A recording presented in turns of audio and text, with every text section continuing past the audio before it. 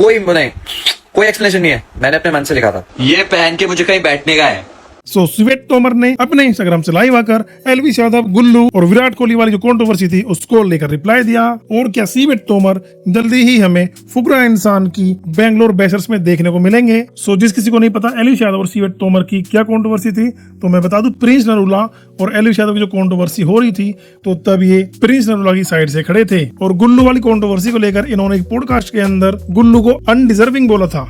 गुल्लू के साथ सीन है ना कि यार वो तो आधा सीजन था ही नहीं, वो तो घर बैठा हुआ था, तुम लेके आओ उसे एकदम एंड में और वहां से वो टास्क जीतता कि अपने 2-3 ले गया। तो अगर वो बीच की जर्नी में होता हूँ फिर उड़ जाता। यू नेवर नो, अगर आपने मौका ही नहीं दिया परफॉर्म करने का तो कैसे पता चला कि अच्छा परफॉर्मर है कि नहीं। आपने उसके जॉनर के टास्क निकाल दिए, 2-3 रस्सी चढ़ने वाले, इसमें उससे अच्छा कोई था नहीं। कौन सा टास्क जीरा? टिकट तो फिनाले रस्सी चढ़ना था, फिनाले रस्सी चढ़ना था। भाई यार एक मैं पॉडकास्ट देख रहा हूँ, पिछले साल का लूजर है एक बंदा, टास्क टूस तो उससे हुई नहीं, तो कभी कुछ कहे जा रहा है कभी कुछ कहे जा रहा है। भाई यार अपने काम धंधा कर लो यार, शो तो तुम पे जीते नहीं जा रहे, चल कुछ ढंग की बात ही कर लो भाई। तो विराट कोहली को लेकर इन्होंने बोला था चार्ज विद रजत दलाल के अंदर कि उनको ओवर हाइप दी गई है। कौन ज्यादा ओवर हाइप है, MS धोनी या Virat Kohli?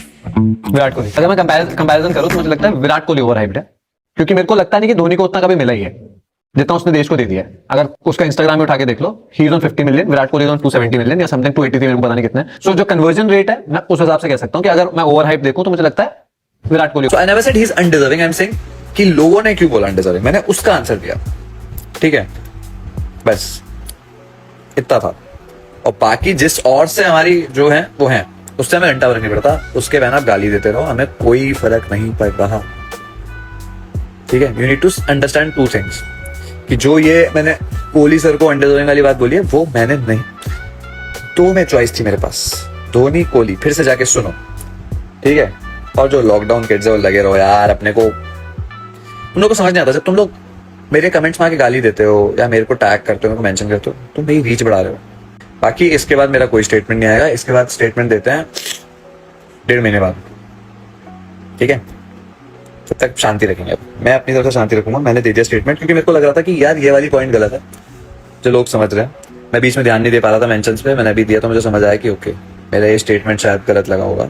So there is no, मैंने गुल्लू को कभी अनडिजर्विंग नहीं बोला, आई जस्ट एक्सप्लेन्ड कि क्यों शायद ऑडियंस को ऐसा लग सकता है। उस दिन मैं MTV को बोल रहा था, गुल्लू को नहीं, पहली चीज बस।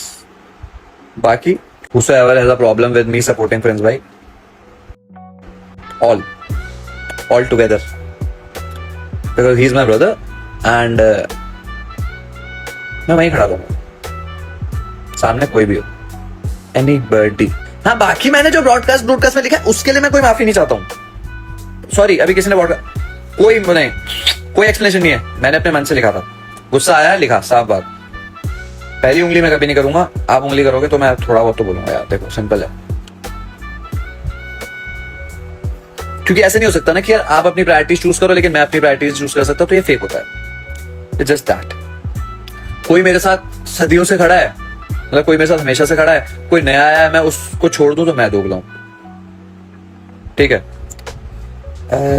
Unsold, okay brother, please reels बनाते रहो यार, वो थोड़ी अच्छी हाइप मिल रही है, मजा आ रहा है।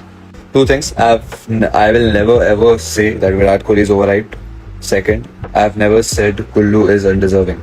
I just said कि क्यों लोग उसे undeserving बोल रहे हैं, वो उस समय क्वेश्चन पूछा गया था मेरे से, मैंने उसका आंसर दे दिया था।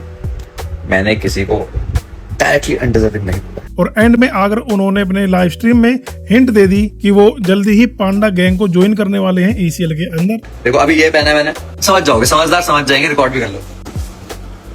This bro, sorry brother, ये पहन के मुझे कहीं बैठने का है, ये पहन के मुझे कहीं बैठने का है, ये बहुत जरूरी है। सो आपका क्या बोलना है इन सभी चीजों को लेकर, आप कमेंट बॉक्स के अंदर बता सकते हैं। जब तक के लिए टेक केयर, बाय बाय।